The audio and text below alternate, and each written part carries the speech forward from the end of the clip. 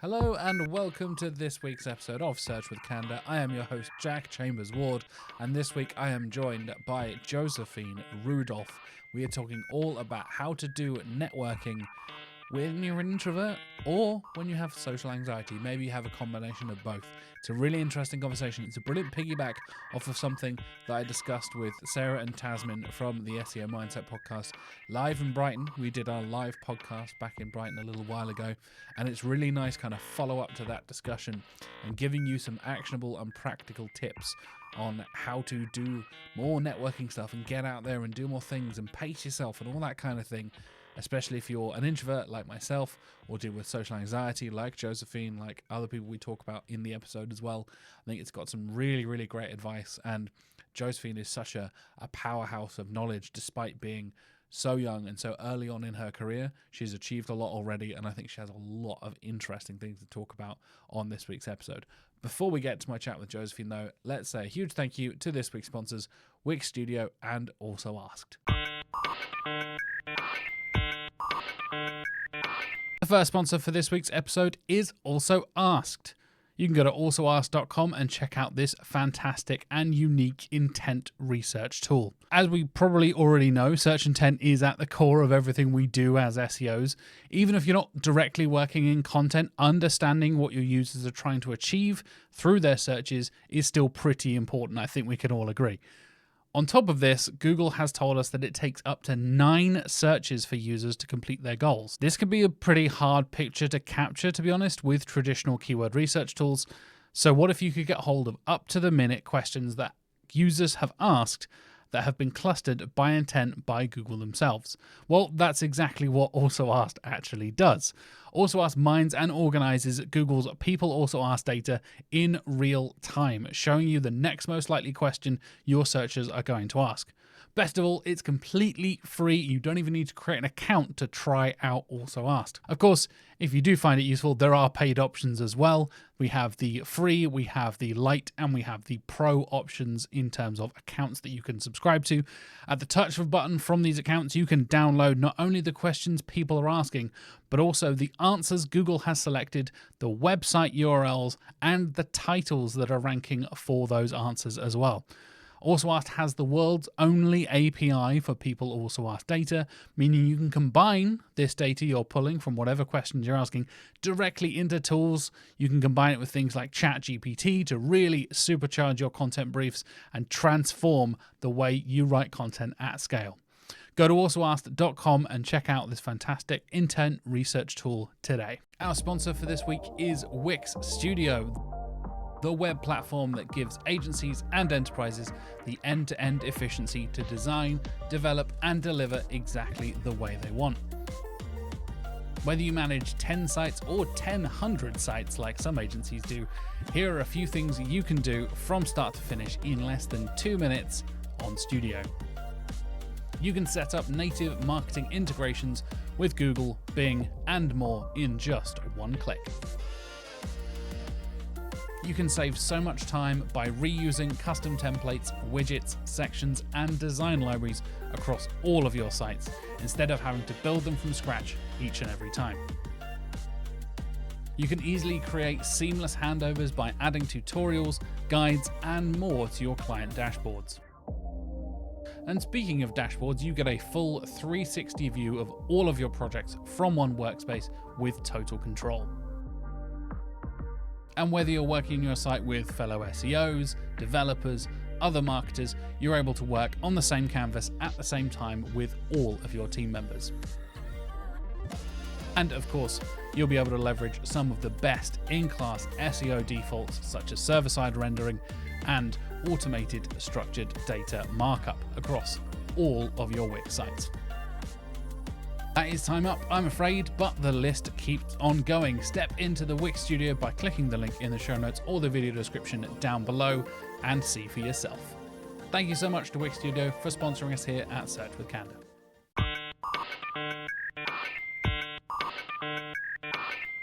My guest this week is a junior SEO manager at Barfus and will be graduating from the International University of Applied Sciences very soon. She is the newest member of the Women in Tech SEO team. Congratulations, by the way, and has served as a mentor within the Women in Tech SEO community as well.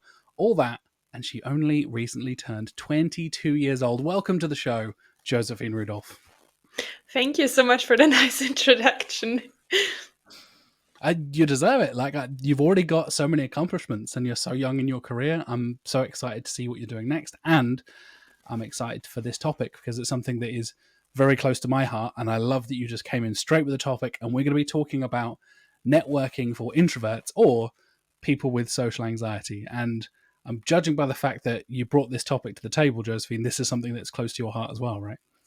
Yes, actually, it's a very big topic for me because in 2023 I started to really network, and it has been very hard because I do struggle a bit with like being an introvert, and also I do struggle a bit with social anxiety. So I just have come up with so many techniques and tips and tricks, and I thought, hey, let me share this. That's a really good way of thinking about it. I'm the same way where the first sort of half of my career was very closed off. I'm about 6 years into my SEO career. I've just passed my 3-year anniversary here at Canada. So it's kind of like half my career before Canada, half my career now in Canada. And it was the moment where my previous agency was very closed off. Like everyone's a competitor. Don't talk to anyone. Don't go to any events or anything like that. Whereas now it's like, yay, go to Brighton SEO, go and do this thing, go do marketing, join a podcast, do a podcast, whatever. And that was such a big change for me, going from typically me sat at home with my wife and my cats playing video games, reading books, all that kind of stuff, and being much more introverted, to then going out and doing so much professional networking and stuff. How has that journey been for you so far, for the kind of process of like, now's the opportunity to go and network? Yeah, so it has been for me, it has been very intrinsic because so far I don't think any company has ever been for or against networking in my case. It has always been very neutral, but yeah, I've been I lived a very introverted life before I started networking. I'm a huge home office person. I love my home office. Then also my university's online, so I don't know any other students. And yeah, my social life, similar to yours. I have a husband, I have a cat, and we do enjoy video games. But yeah, so then I actually, end of 2022, I had a lovely mentorship session where I was the mentee. And yeah, my mentor recommended Women in Tech SEO for me. And that community was where everything started. And then I started feeling like, wow, there are so many amazing SEOs, so I might as well get myself out there and network. And so that's why I pushed myself. I was like, okay, new year. It was start of 2023. I was like, okay, this year is going to be the year of networking. And I just went full on into it. I think that's the right way to do it, is when you get those opportunities, like Women in Tech SEO being an amazing example. Shout out to Reed, Erin, the team. Of course, you're now part of the team, Josephine. That's very cool. And whenever anyone in that community comes on the podcast, it's like one of the first things they talk about. It's like, Women in Tech SEO has been so supportive. It's been so great. The meetups and the events and, WTS Fest and all that kind of stuff. I know we recently had the one in Berlin. We got the one in America. Regis doing amazing work expanding outside of just the UK side of things.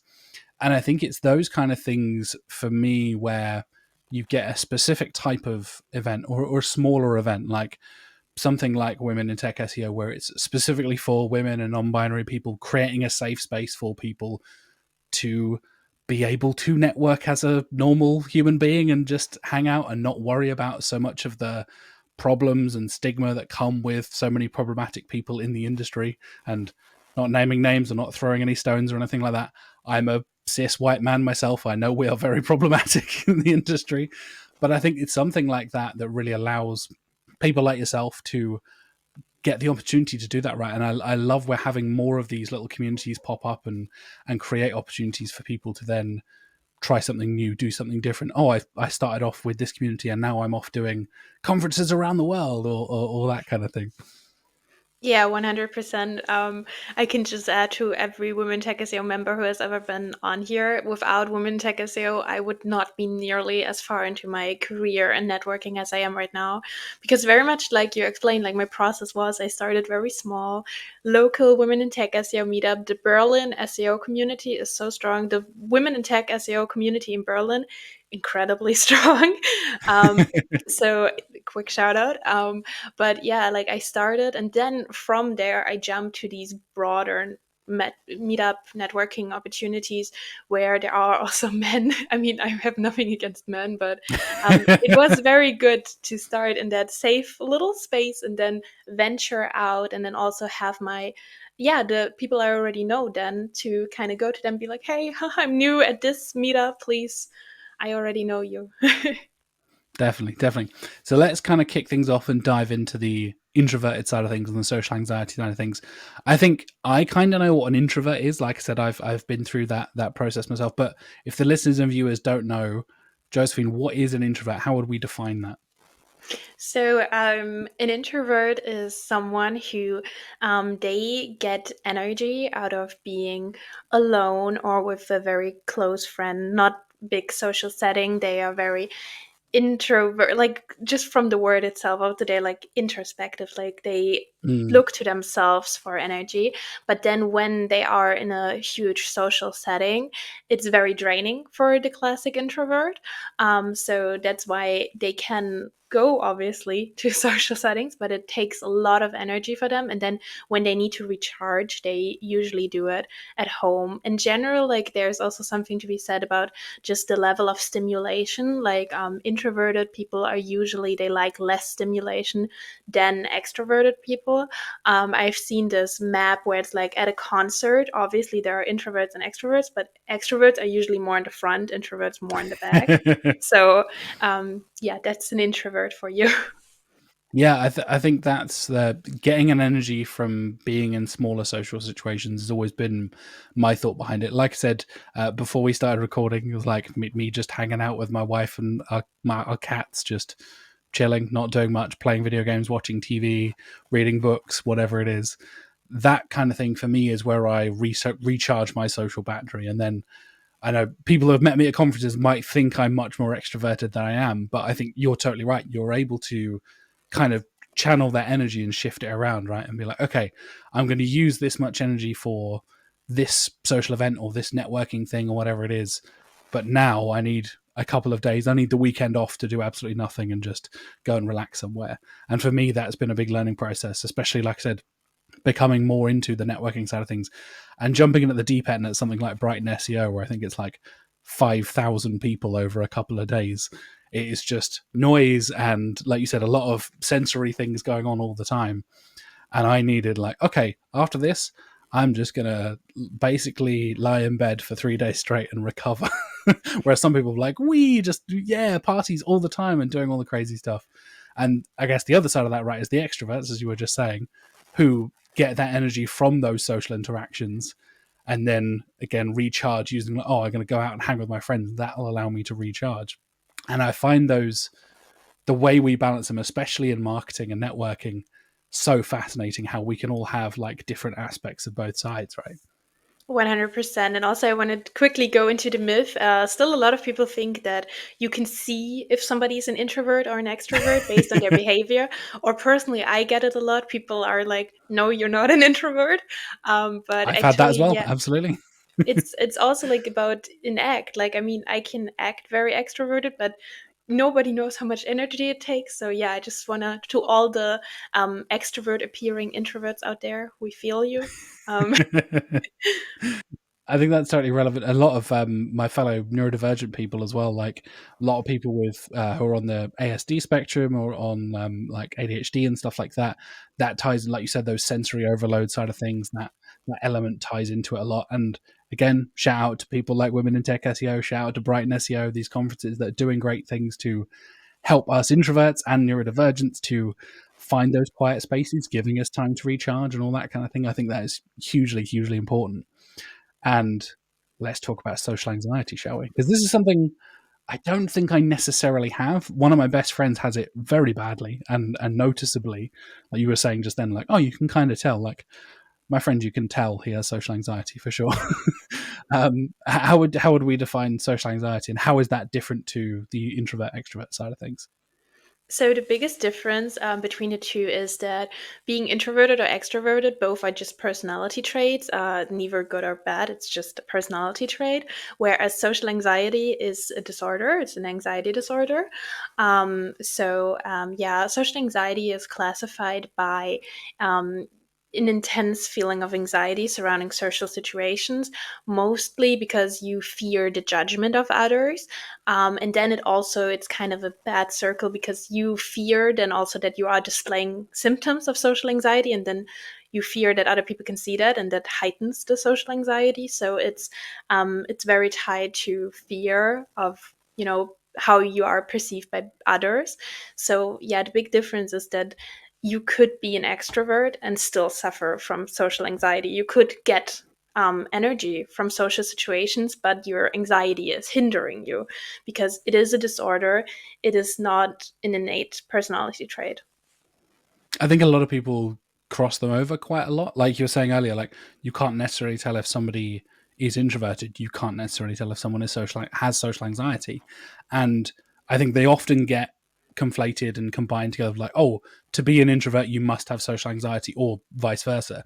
A really interesting point they made of like you can be an extrovert who also has social anxiety, and the kind of switching and balancing you have to do in your brain of like, okay, I'm going to get my energy from this thing, but I know if something comes up, for example, if somebody I don't like, or if it gets over a certain amount of people, or there's some awkward situation or whatever it is, you can have those moments where it triggers that anxiety, right? And that can be a sudden thing that you went in with all the good intentions, and then suddenly this event is the energy has shifted, the tone has changed, and then suddenly you have to deal with the social anxiety side of things. Is that something you've dealt with yourself? Yes, on one hand, yes. I've had the social anxiety is also something like with the introversion, I know it will take a lot of energy out of me, but if I know if I charge correctly before and recharge correctly after, I'm fine. But with the social anxiety, it's a lot harder to prepare for because even if I do all my preparation steps that we will talk about later, it's still suddenly this burst of anxiety because I'm like, wow, like maybe I mispronounced someone's name accidentally. Oh, they must hate me now. Everybody is judging me. But also, I've personally experienced that a lot of introverted people, they don't need to necessarily have social anxiety. For example, like my husband, he's very introverted, but he has zero social anxiety. He does client calls all day. He goes into public spaces, and I'm like, people usually think he's like would be more likely to have social anxiety because he's so introverted, but I think it's bad when we conflate things, especially considering that one is a disorder and you can get therapy for social anxiety. You don't need therapy for introversion. You don't need to be fixed, because that's also one thing a lot of introverts struggle with, that the world is more catering towards extroverts. So you feel like you're wrong, but no, you don't need to fix it. It's your personality trait. But anxiety, that is something you can get help with. Yeah, definitely. I think you're totally right that what we were saying just now, where they get crossed over so much, the difference in you can have treatment for anxiety and understand, where the strengths and weaknesses are and that sort of things, whereas there are positives and negatives to extroversion and introversion, and we can all find positive and negatives from either side of it. And I think you're totally right. Like understanding that is kind of an intrinsic personality side of yourself. And for me, it was the understanding of like, oh, where do I kind of lie on this spectrum, right? Am I 80% introverted, 20% extroverted, or how much can I switch? I know I'm putting numbers to a thing that shouldn't have numbers to it, but you get what I mean, right? Understanding where I lie on that kind of scale was a really interesting journey for me. Of like, okay, I can do 2 days of full crazy networking and then I need a rest, or can I do 3 days or 4 days? Pushing my limits and seeing, I was doing kind of like little experiments of how much socializing can I do in a single week before I just crash out and folks at home, don't do that. That's probably a bad idea. But that's what I did to kind of test my limits and understand it. You just mentioned some preparation tips, by the way, and let's get into that because I find this stuff fascinating. I love the idea of having some techniques and tips that me and the listeners and viewers can go away with to help with this kind of thing. Yeah, so it also goes back to just conditioning, operant conditioning, is that if we tie a stimulus to an experience, we can basically reinforce that behavior. So it's really good to prepare. Maybe if you have a little ritual before events. I'm now talking about the classic like physical meetups, because obviously, I mean, you can probably adapt it to online meetups as well. But yeah, what I usually do is if I go to an event, I usually have my husband drive me because I don't have a license. But that for me is a very calming ritual. And through the years of, well, the 1.5 years of doing this, I have tied this nice car drive, because I really like driving as the passenger. Yeah, like I've tied this now to the networking experience, and it's a really good way for me to de-stress. Another thing is also find your triggers and make it easier. For example, I love coffee, but I'm very sensitive to coffee, and I understand that if I drink coffee, I'm more prone to anxiety. It's just something I've noticed. So I go out of my way on days where I know I will have a networking event later. I will just not drink coffee or opt for decaf. It's the small things, just noticing what could trigger you. I know also for some people, like maybe they get very hypersensitive in these overstimulating situations, so maybe you shouldn't wear makeup, because sometimes I get it that like suddenly my face doesn't feel right with like, because I suddenly feel the makeup. Or it can be super individual for the type of person, but identifying your triggers and trying to prepare in advance is already a really good step. Yeah. Yeah, I love that. Like identifying the triggers. That's kind of what I was saying there. Like doing those little experiments and just testing yourself and seeing what works, what doesn't. Does this have a positive or a negative effect? I think is really, really useful for understanding yourself better in general, and also understanding where those kind of limits lie for yourself. And I love the little comfort rituals. While I'm totally guilty is the wrong word. I also do that as well. Like having the little things like, okay, I know I'm gonna walk to this event or be driven to this event or whatever it is, or I know that before I do this, I'll have, like you said, a cup of tea or a coffee or whatever. And the opposite side of that, avoiding those triggers, coffee being a perfect example. I'm the opposite, where coffee basically doesn't do anything to me, which I think is an ADHD thing because my brain is not reacting to the stimulant in the same way. But I have other things where, like, oh, if I drink too much like fizzy drinks and stuff like that, especially like diet sodas and stuff like that, that will really make my energy levels bounce up and down and bounce up and down.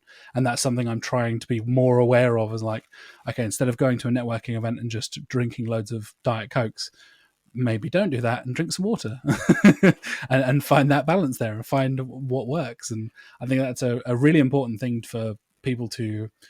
Do you need to have a meal before you go? Are you going to eat while you're there? Do you know the food situation? All this kind of stuff. For me, I'm a vegetarian as well, so I have it's much better now than it was when I was growing up in the 90s and the early 2000s. But sometimes places don't have food that caters to me. My wife is also lactose intolerant, so I have to find a thing that might be vegetarian for me, but also doesn't contain dairy for her. Should we eat beforehand? Just take that stress away. Just reduce that stress straight away. So we now have this ritual. If we're going off and doing a thing, like, okay, let's both have a snack. Let's make sure we've got enough food in us, so just in case there is no food at this event or no appropriate food or whatever it is, we're not just going to absolutely crash our energy levels. And we always go that, like, okay, half an hour before, let's have a little snack. Let's like build in that little ritual of that element, and that reduces my worry of like, oh God, is there going to be food? I'm going to be hungry. Am I going to be talking to somebody and worrying about the food I'm going to eat? Oh no, like you said, it's taking away that one extra element of stress, right? Another great thing is to just reach out. Like if you, for example, like if it's a very big event like Brighton, or if it's like somewhere local to you, you most likely already know somebody who's going, and just kind of scouting who's going. Sometimes just what I've done in the past is meet up before the like at the entrance of the venue, kind of just meet up with somebody who I already know.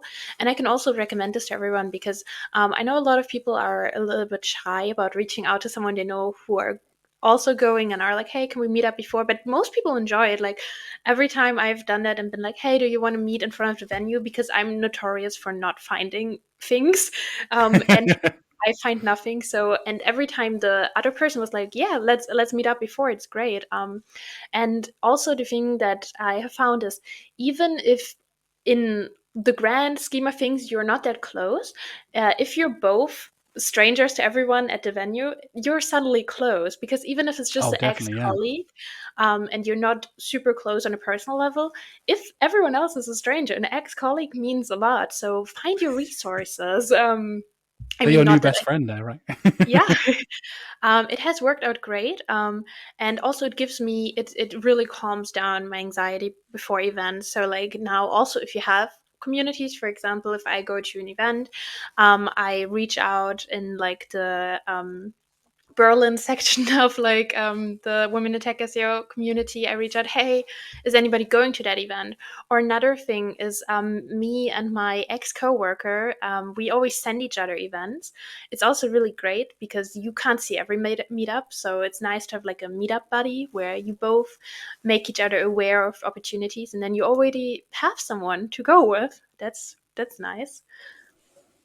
Yeah, I love those buddy systems. I know some conferences do that as well. Like you can kind of like recruit a person to be your buddy. I know we've done that. We run Search Norwich here in Norwich, which is a very, very small meetup, usually like fewer than 100 people typically.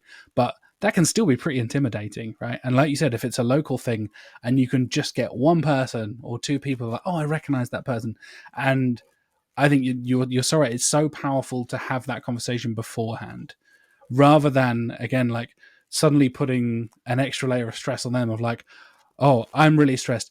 Hey, Josephine, I know we've met once before. I don't know anyone else here. Do you want to be my buddy? Pre-booking that essentially and having that conversation beforehand, I think is so useful and can really, like you said, most people are like, oh my God, yeah, of course. Like, why didn't I think of that? What a great idea. I don't think I've ever had anyone say, no, go away. I don't want to deal with you, thankfully. Yeah, I think that's something our head just tells us. I don't think real people behave like that.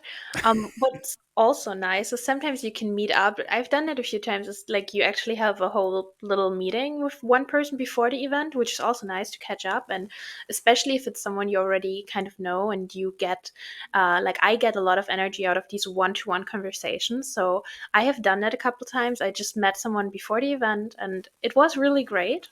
It's also a great way to deepen a connection. It's like a win-win for everyone. Yeah, definitely, definitely. I love that. Like, it's almost like having the dipping your toes in before diving into the deep end, right? Like having a little check of like, okay, I'm at least going to know one person. I'm going to have that little, again, using the safe space kind of thing of like, I know at least if everything goes wrong, I can still hang out with this one person. If there's still no one else I click with, which there's probably going to be other people you're going to get on with, but just in case, in the worst case scenario, you're still going to have that backup best friend there to really help you out. I think that's a really, really useful tip. What's next on your tips, Josephine? What's next? So, there is a really good book. It's called The Alter Ego Effect. And it is basically about crafting an alter ego for you. And I've used that technique before I even knew the book, but still, I read the book and it's really great. And it is really helpful. Obviously, it still should be you. I think one of the most important things about networking is that it needs to be authentic, because we're all people and we can realize pretty quickly when somebody is being inauthentic. But the whole point of the book, The Alter Ego Effect, is that you highlight the good things that are already in you, and you just craft an alter ego that just strengthens all the positive traits you already have. So for me, I have this all because I've my whole life I've been a little bit introverted, a little bit social anxiety wise. So I just crafted this persona, which is very much like me, but just bubbly and not scared of social interactions. And it can really help. There are even like studies mentioned in the book that there was a group of kids, and like half of they both groups had like a task that's impossible. I think they had like a lock, and like none of the keys fit, and half the kids, they could pick a costume before, like a superhero costume. And actually the study showed that like Oh kids who yeah. had like that superhero thing, they actually persisted a lot longer at the problem than the kids who were just normal kids. And yeah, one of the kids even mentioned something like, yeah, Batman never gives up. So don't underestimate alter egos. So I think it's really great to also then have back to the ritual, have a ritual. Like, how do you get into that alter ego? Like, there are also maybe certain smells you could always use your best perfume, like a specific smell, or you could, there are also people who have physical things that help them, like it could be a piece of jewelry or a hat or some glasses that but you need to put the intention behind it. You need to be like, okay, well, now if I put on these glasses or something, then I am this alter ego. You could make one from scratch. You could get inspired maybe by like actual superhero or like a celebrity you like, and it can really help. And it is such a big thing because you separate um, yourself from all your fears. Because if you have this alter ego, it's a lot less scary to be judged, because you know, well, they're judging the presentation I'm putting up right now, but stay authentic because you are great. We don't need to see a completely different person, just a stronger you, a you that is more comfortable in this situation. Yeah, I think it creates that kind of like protective layer for you, right? Like you said, if you're feeling nervous and feeling judged, you can then, well, like, well, this isn't the deep real version of me. This is the presented version of me. And you're totally right. I'm a similar kind of way where I didn't realize I was doing this until kind of looking into it. Of like, I always thought of it as like, oh, there's kind of social Jack and then introverted Jack, for want of a better phrase. And again, I have said this on the podcast before, me on the podcast is also me on client calls, is me speaking to my wife, is me at the biggest SEO conference in the UK, is me hanging out, chatting with my friends.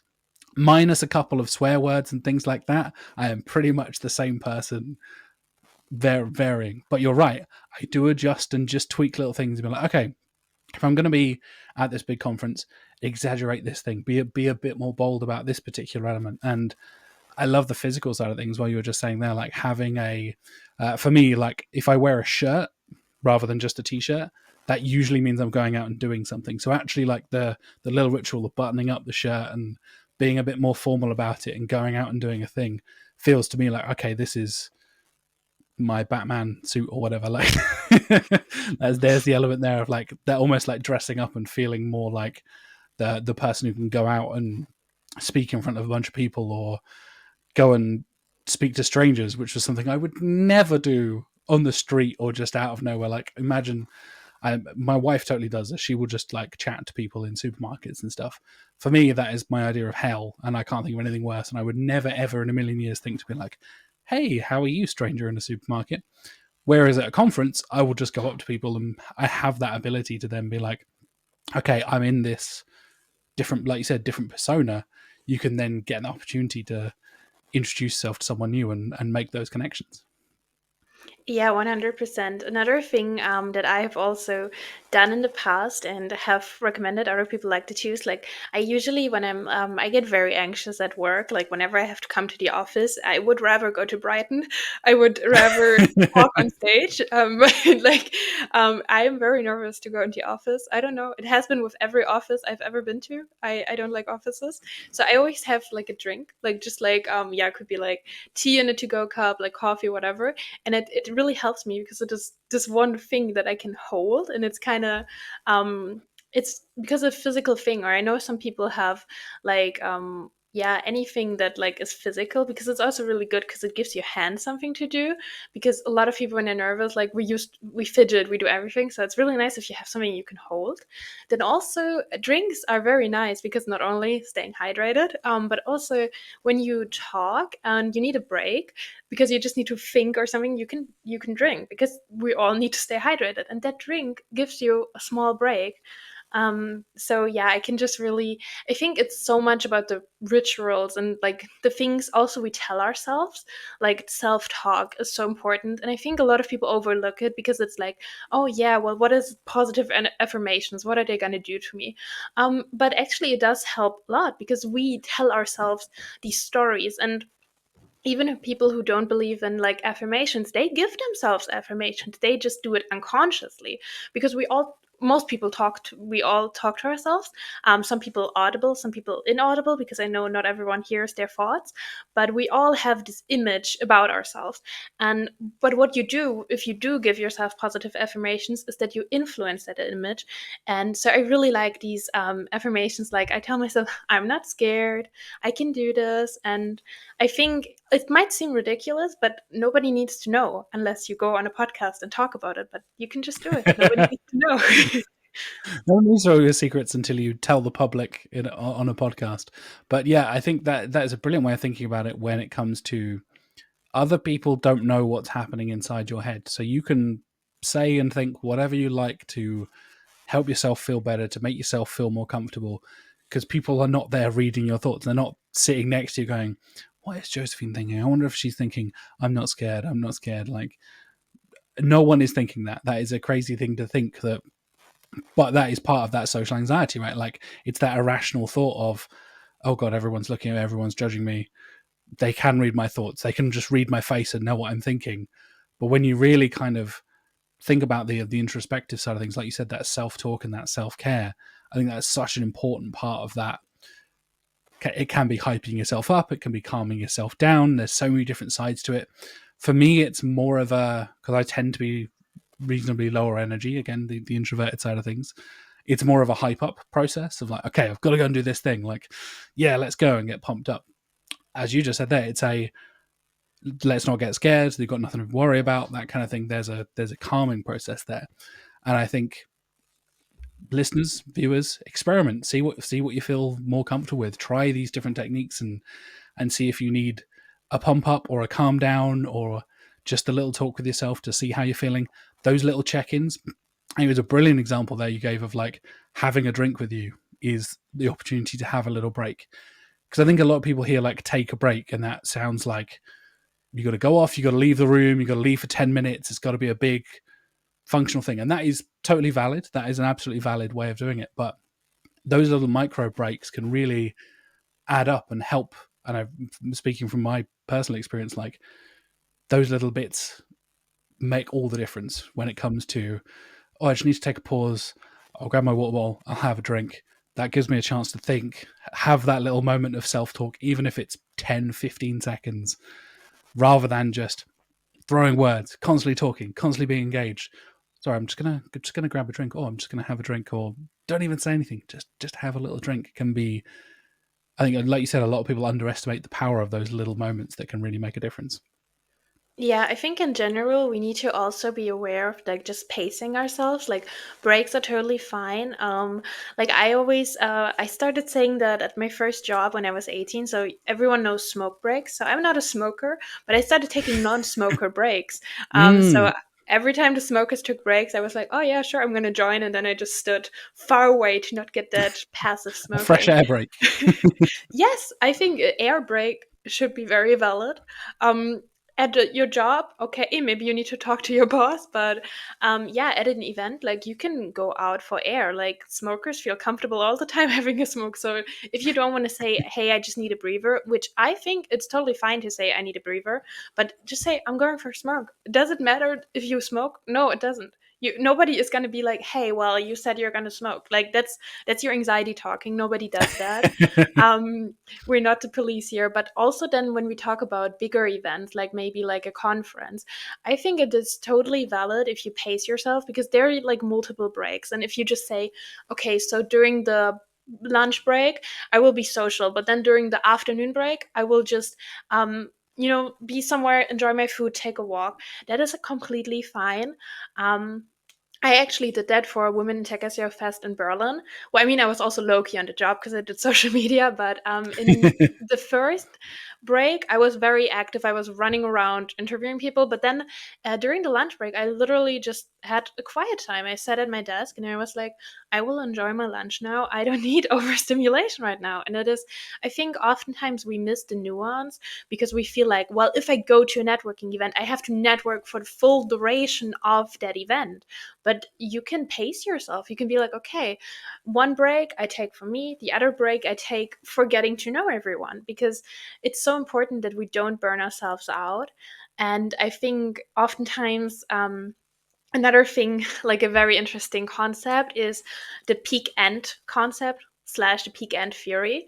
So it is like this thing that if the memory we have of an event is largely influenced by how it felt at the peak of the event and how it felt by the end of the event. And it's so important when we train ourselves to not be scared that we don't completely exhaust ourselves. Because if we teach ourselves that every time I go to an event, I completely burn myself out, I will do everything, and then I'm completely exhausted afterwards, we will remember that event as exhausting, even if the first, let's say, 2 hours were great, but then we kept pushing, we didn't listen to ourselves, and then the third hour was absolutely horrible. I can guarantee you, the theory states that you will remember it most likely as a not so nice event. And then the next time there's an event and you think about going, you will remember how horrible you felt. And you will remember, wow, no, events are horrible. I will stay inside. I don't do networking. So we need to be really aware of not completely burning ourselves to the ground and finding this middle ground. Yes, we need to push ourselves, especially if we're introverted, especially if we suffer under social anxiety. There's a difference between like pushing and completely burning ourselves out. Yeah, definitely.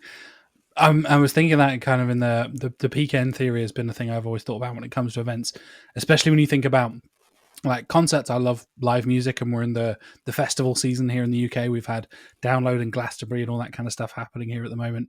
And there's been an element of like, they put the big headline band on at the end because you want to finish strong, right? You want that big emotional, impactful moment right at the end there, because there's, as exactly as you were saying, that's what you remember right at the end. That final bit can really define your whole experience because of how our brains work, how memory works, how we then translate those memories and relate it to an entire kind of experience. That's a huge part of that psychological thing, is like the ending really matters. And I know this is a thing people talk about when it comes to, like I said, to songs, to books, to TV shows, to films, whatever it is, basically any experience. So many people say, oh, I love that film. The ending, though, hated the ending. 2 out of 5. And be like, oh, okay. So the first hour and a half was brilliant, but the last 20 minutes were terrible.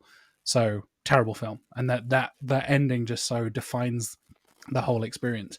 And you're totally right. Having those breaks, being able to pace yourself. And this is something I was talking about with Alice Rowan a little while ago when we were talking about Brighton SEO. And shout out to Alice. She always has amazing tips and tricks and all this kind of stuff for these kind of events and networking.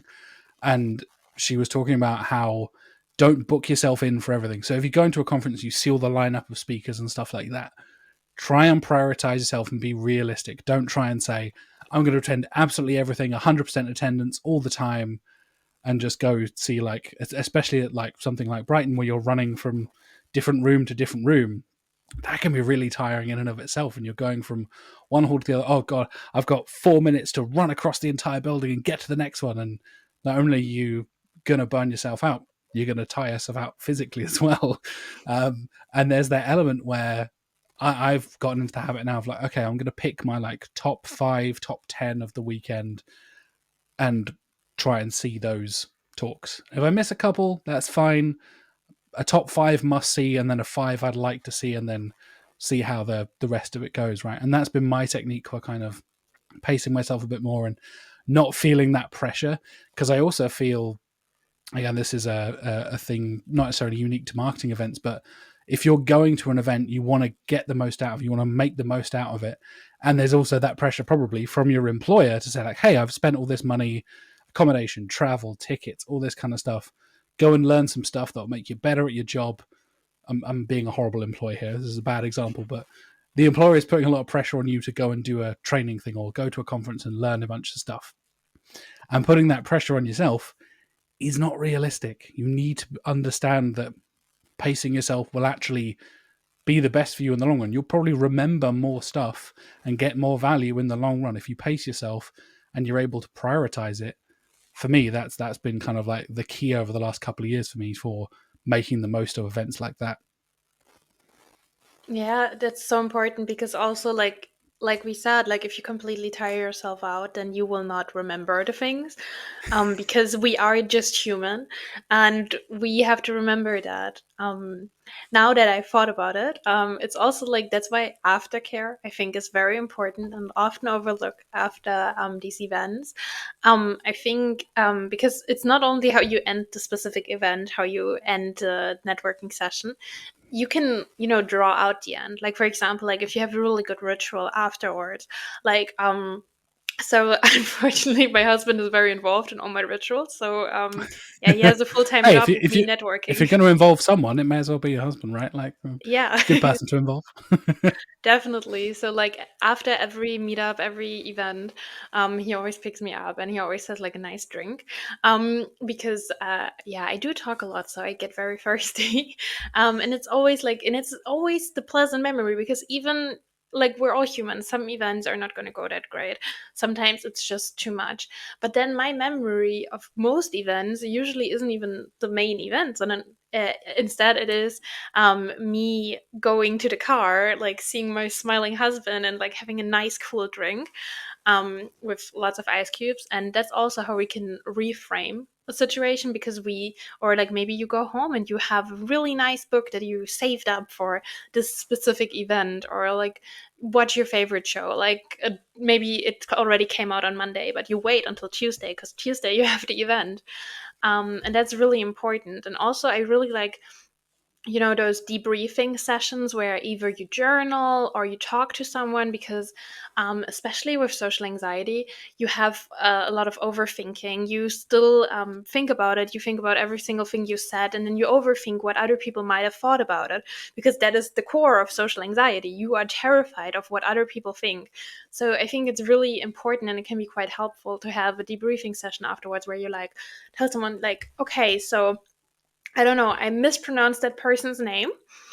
I think they hate me, but then you write down, okay, but they don't hate me. Actually, that is human. I am human. Or, yeah, you can write it down. You can talk to someone. And if you talk to someone, you have the added benefit of them being like, no, nobody hates you. It's a name. It's fine. But you can very well journal. You can journal down and then write your feelings, but also write a solution. You can write objectively. You can be like, objectively, things happen. It's not that bad. And just getting it off your brain, because like it's crazy the amounts of things and information we want our brains to store constantly. So journaling is a great thing to just get it off out of your head and just onto the paper and be like, okay, I did mistakes, it was not so nice. Or just if you want to rant, like just rant into your journal, rant to like a trusted friend and be like, yeah, it was terrible, I was happy for the food, but then there was no vegan food, and just get it off your chest. Yeah, definitely. I think journaling is such a powerful tool. I know it's something my friend Tasmin from the SEO Mindset podcast talks about a lot. She's brilliant at kind of getting people to go through that reframing process and discussing how powerful journaling can be. Like you said, taking that almost like literal weight out of your brain and putting it onto the page and having that as, okay, that's not something I just need to remember. Again, if you're going back to your boss or your manager and be like, so how was the conference? Not only do you have the emotional weight off and the kind of elements there, you have your notes of like, oh yeah, I remembered. I met Josephine in this thing. She was awesome. Maybe we could work together on this project in the future. I wrote down her email, blah, blah, blah, and go through this process. That's such a simple little thing that I think a lot of people kind of underestimate and take for granted. It was like, oh, I went to an event, I enjoyed some stuff, I think I'll remember it, whatever. Actually journaling and writing it down and having that little, for me, I do that each night. I kind of write up my notes. So if it's a multi-night conference, I'll have day one, do the thing, and then when I'm back in my hotel room or Airbnb or whatever it is, I've got that alone time. But okay, I'm going to spend 5 minutes just making sure I think I've got that person's name right. I think that was a thing. Oh, do I need to look this up really quick? Make sure I've got that link for that thing. Just little tidying up of those notes. For me, I remember stuff much better when I've written it down than I do just talking about it. I know that's a very common thing and a very common like process for a lot of people to understand that kind of thing. And journaling is such a brilliant way of doing both. It's not just note taking, it can be the emotional side of things and the ranting side of things. Like you said, don't be afraid to get shit off your chest and just rant a little bit if you need to. Yeah, 100%. Or also you can make like voice notes to yourself, because like I am very like auditory learner. Like I learn by talking, and I remember stuff like that. And it's really we now have all the technology, we can use it. Either we can just make the voice memos, they're a great transcription apps, or just the transcript function already in your phone. That's also great. Or also like taking pictures of the slides. Yes, usually you get the Yes. slides afterwards, but sometimes that takes a long time and your manager already wants a lot of answers. So maybe if there's a really important key concept you want to remember, just take a picture. You will still have the quality slide afterward, but then just as a quick reminder, you do have the picture. I recently started doing that because I was always one who was like, yeah, well, I get the slides afterwards, but then the slides took a long time. So, yeah, it's now I started taking pictures, and that's great. And sometimes the slides are like, oh, you have to go and find that person's LinkedIn profile or their Twitter or whatever it is, and they posted it when it happens. They're like, oh, I've scheduled this post to go out when I'm on stage. So you then have to, it's 2 days later, you're checking it up, you have to scroll through their profile and find all this stuff. Like, I totally agree with you. Getting into the habit of just taking a quick photo, doing a quick little note along with it, or even, like you said, voice memos shortly afterwards, stuff like that, is such a brilliant way of adding that little extra positive trigger for your memory, for your thoughts, for that thing, instead of just being like, I'll get the slides eventually. Eventually, I'll find it somewhere. Whereas, unless you actively go and seek it, or like you said, sometimes people just don't share their slides. They forget, or the technology doesn't work, or whatever it is. You then, oh, what? I remember saying slide 16 was really good. I can't remember why it was good, and now I don't know. And whereas you just take a quick little snapshot, and coming back to round to your role of doing social media, Josephine, like I think that's a huge part of it as well. I think a lot of us feel either guilty for not doing enough social media or guilty for doing too much social media. But you don't have to post every photo to social media. Sometimes those photos can just be for you, for your memories, your triggering things. I've got into the habit of taking photos with people at conferences of like, oh, I met this person for the first time. Let's get a photo together. That might not even go on social media. It's just I remember I met that person at that time, and there's a proof of like, oh yeah, I did meet Josephine in 2024. I do remember that now. Yeah. And having that element of just the little, almost like a scrapbook or something like that, like the little memories to trigger it there, really helps me remember all of that stuff as well. Definitely. Also, I see a lot of people like feel pressure when they take notes, but like your notes can be absolutely indecipherable. If as long as you can read them, it's totally fine. Long as you understand it. I feel like now with social media, I mean, it's great. Else I wouldn't have my job at WTS. But it's like there's a lot of pressure because we think that every photo must go out. We think that every note we take, every thought we have about something like at a conference needs to go out, but that is pressure we don't need to put on ourselves. And I think it's fine if you don't like, also if you go to an event and you don't take any pictures for social media, that's completely fine. You still went, you don't need to prove something. Because I had that in the beginning, I really wanted to show I am networking, but then sometimes after the networking event itself, I just didn't want to post. And then the next day went by and I just didn't feel like posting. And that's completely fine, because you shouldn't tie too many things to something that is already stressful. Because if networking is already stressful for you, don't tie the pressure of social media onto it. That is, also conditioning, but in a negative way. You are like reinforcing pressure. You're conditioning yourself that not only will you have to go to a networking event, but you're telling your brain, okay, if I go there, we also have to come up with a social media post, and that's stressful. And then people will comment stuff and I need to reply. So it's we shouldn't put more pressure than we already have on ourselves anyway. So that's a great point. 100%. Yeah, I totally feel that pressure. I do most of the social media stuff here at Canada, the Search Norwich stuff as well. And it's always that like, I need to post this as soon as possible and get this done. But then you can be in that process of like, okay, I've taken a photo of this talk, but then am I looking rude if I'm on my phone during this talk? Should I wait until after the talk to do it? If somebody's trying to talk to me and I'm just like, sorry, I just need to do this social media post, I seem like a real asshole to some people. It's just like, sorry, I've got to do this thing on my phone. It's part of my job. But if you say that, you'll be surprised how many people are like, oh, okay, no worries. Give me 10 seconds. Let me just finish this post. Or don't worry about it. Like you were saying, the pressure is not there unless, like we were just saying, unless you're literally employed to do that at an event, like you and I have been, Josephine, then don't worry about it. There's not that. I think a lot of people, we're somewhat past it now, but there's that old Instagram thing of like pics or it didn't happen kind of thing, right? You have to post a photo of a thing that you've done, otherwise it didn't happen in the eyes of everyone else. It's like, that's fine, who cares? Like, if you had a good experience or a bad experience, you don't necessarily need to take a photo and share about it. You can take photos and not share them, like I was saying earlier. There's a definite pressure there for us in this constantly online, hyper digital like life that we're all leading now, to just constantly post everything. And sometimes you can not deal with that extra stress. Like you said, if you know you're going into a stressful situation, don't pile that extra responsibility and extra stress on top of you as well. Yeah, but we talked a lot about the negatives, but there is a positive to everything being digital, especially when it comes to networking. There are so many digital networking opportunities now, and I think that's great because that's actually how I started.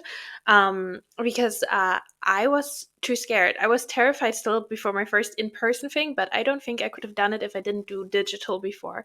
Because my first kind of SEO-ish networking was actually a book club meeting hosted by the lovely Sarah McDowell in Women in Tech SEO. It was great because that was the first time I met other SEOs who I don't work with at the same company. And there are many digital ways nowadays. If you go to the SEO office hour and if you are there live, you do see the other people who are also there live, and there is a very lively chat, and you can engage with people.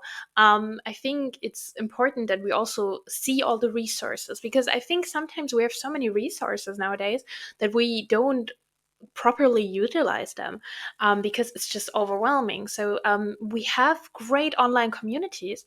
Another thing that is also quite more possible nowadays is you can network one-to-one. You can build a lot of one-to-one conversations, which is great. Like, you can, maybe if you find someone in a local community, or maybe if you if you see someone at like a networking event and you're like, hey, by the way, do you want to catch up for coffee?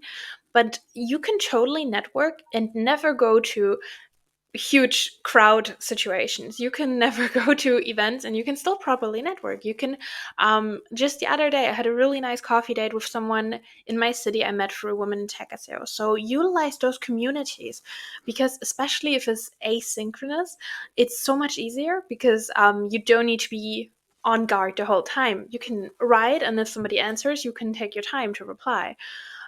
So I think it's really important that we understand that networking is not a one-size-fits-all.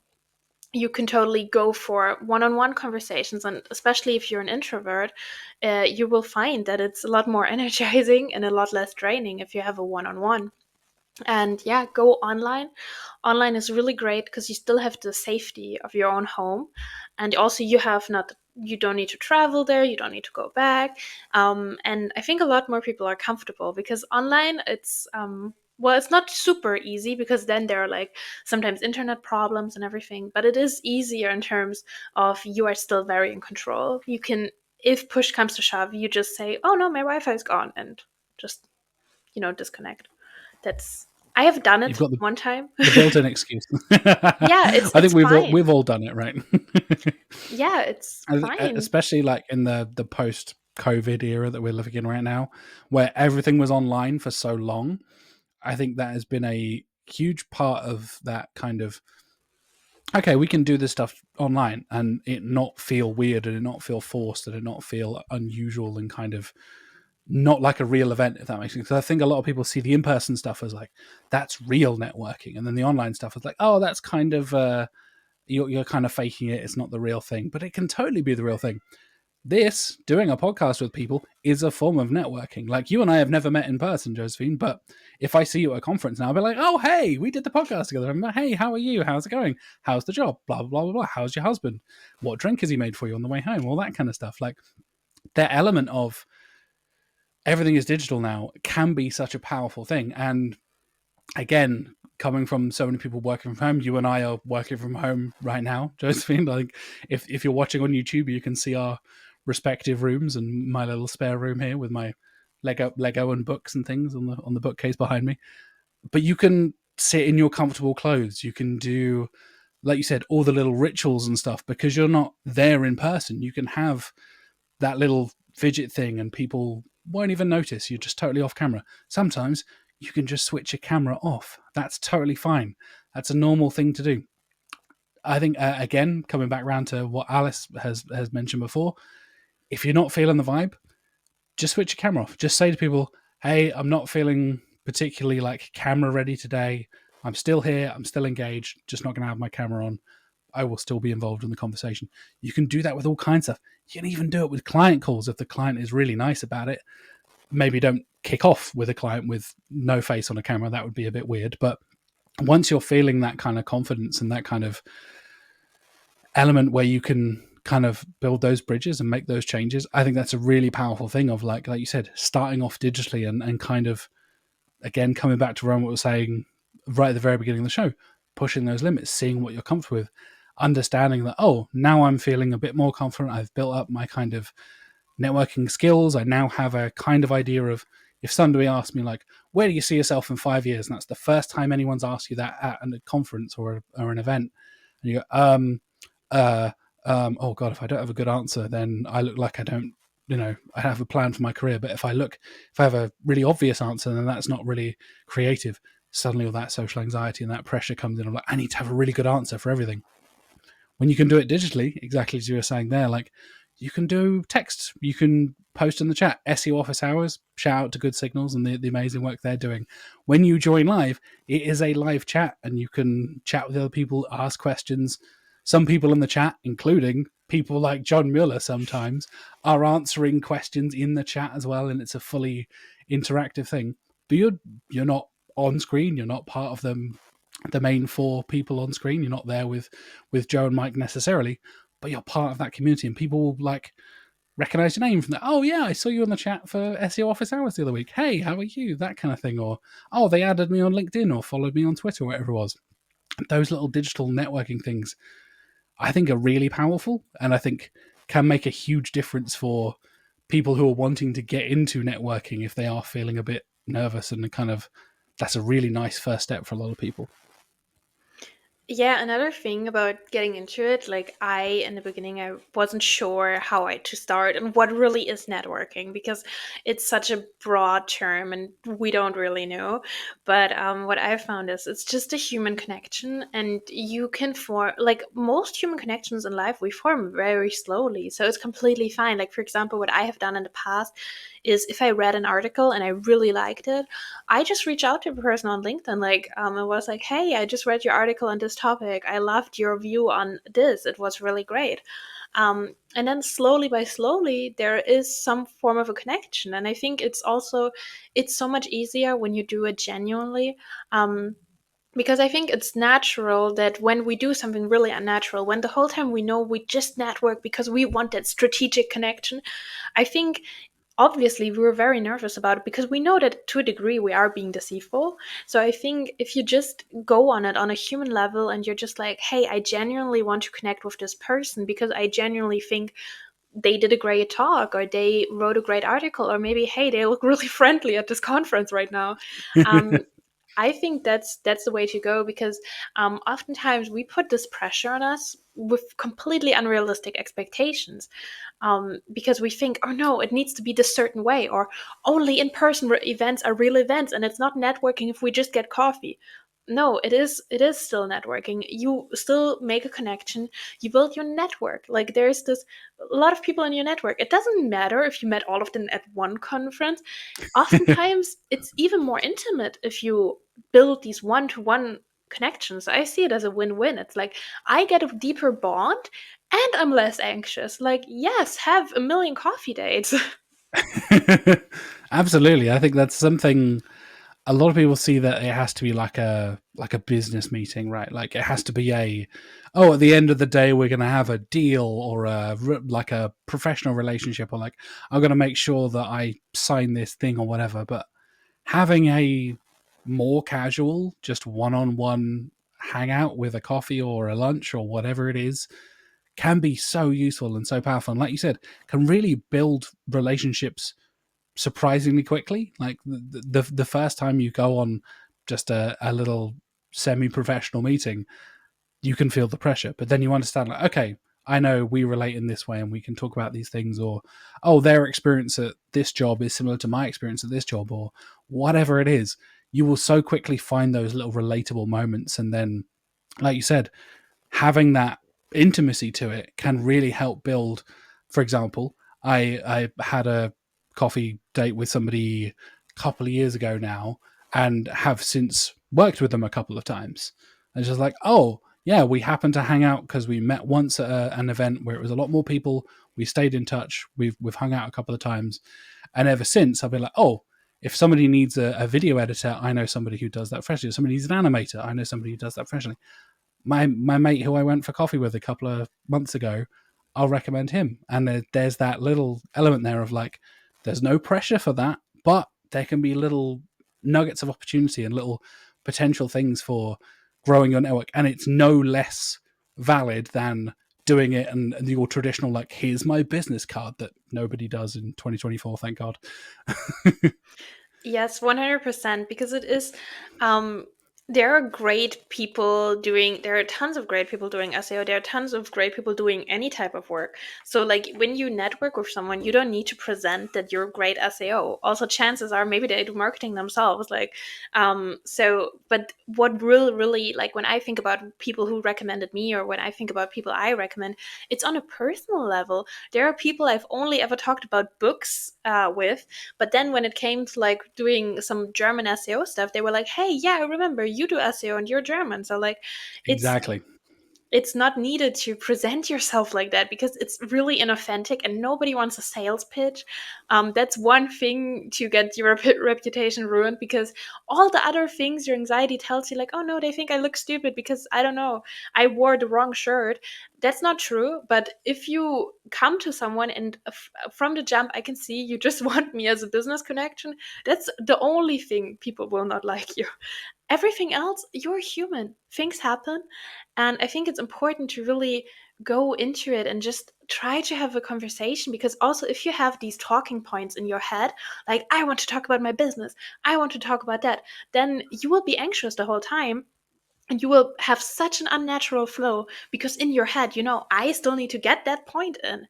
But yeah, that's not needed. Just go casual, and also don't listen to everyone else. Like, what networking is, you as a person with connecting with other people as a person. If for you it works, great to do one-on-one. If it works for you, great to only do conferences and never see anyone one-on-one. That's up to you. I have had someone in my life who was like, no, you always need to be in person. But actually, there are people who live near me, but we do online meetings because it works for both of us. So don't let anybody talk you into doing stuff that isn't authentic to yourself.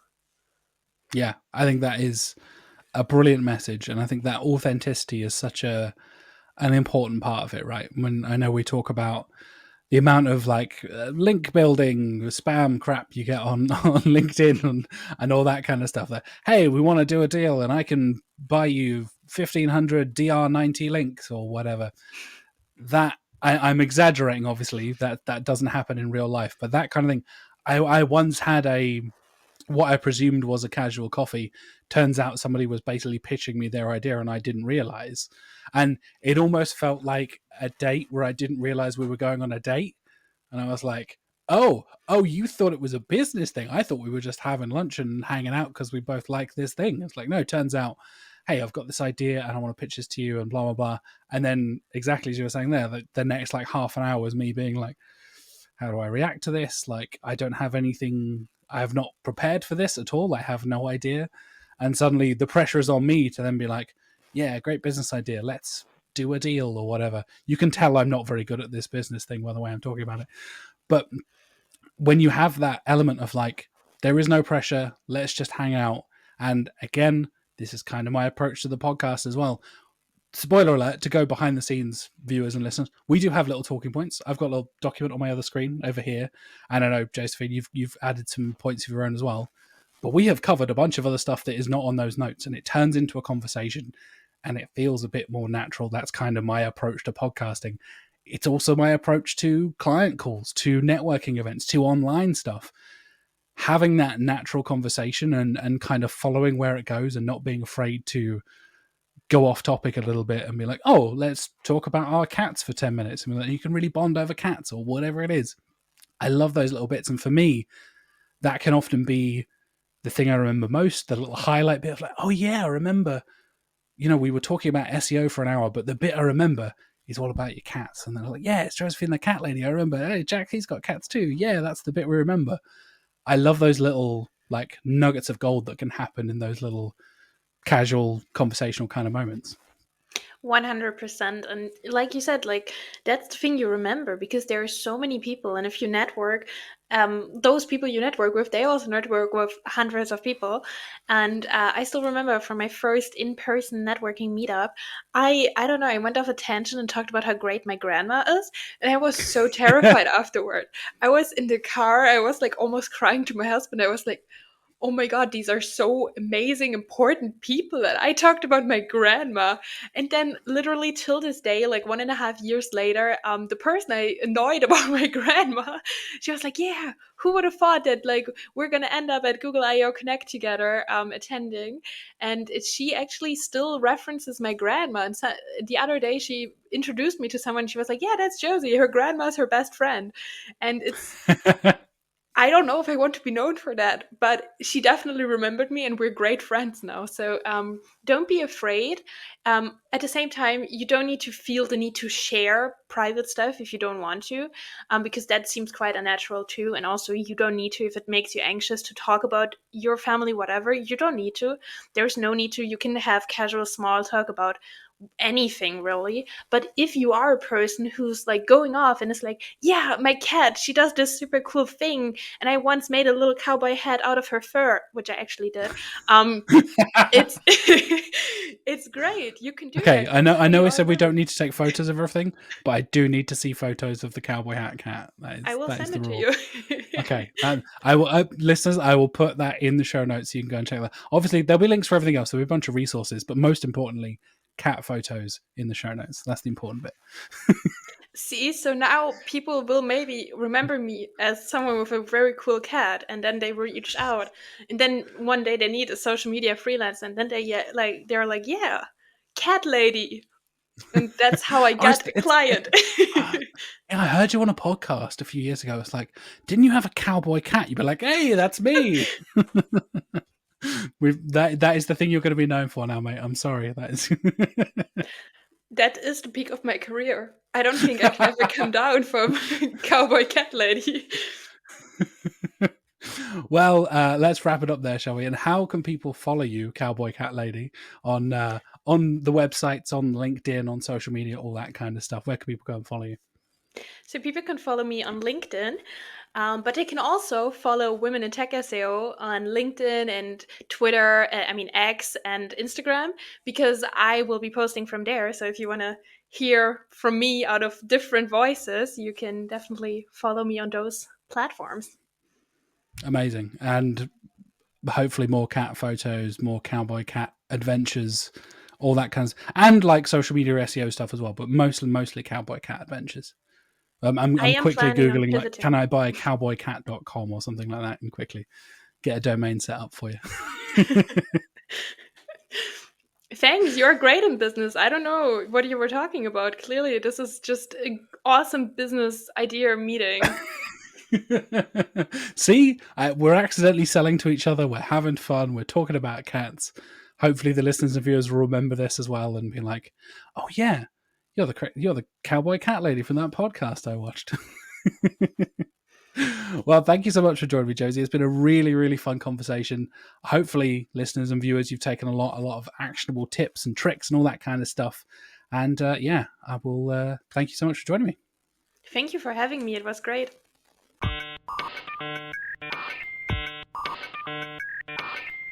And that wraps up this week's episode of Search with Candour. Thank you so much for watching or listening, wherever you're watching or listening.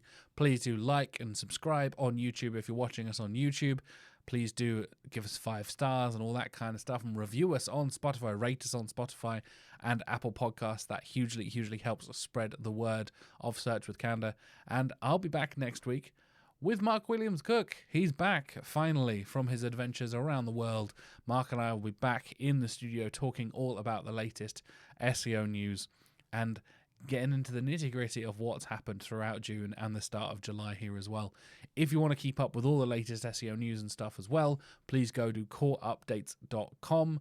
That is our newsletter that both Mark and I write every single week, which basically recaps all the important SEO news for that week. Gives you this episode of the podcast for free. Every episode, every week is included in your inbox, and you get a copy of Mark's unsolicited SEO tips, which are now solicited because they're in your inbox from his LinkedIn in your inbox as well, in case you missed anything. So you get tips, you get news, you get a podcast, and you get the sponsor there as well. So go and check that out. Like I said, coreupdates.com. Thank you once again to the sponsors of the show, Wix Studio and AlsoAsked. Hugely appreciate your support and helping spread the word and supporting what we do here at Search with Candour. Like I said, I'll be back next week. I hope you'll be back next week as well. But until then, have a lovely week.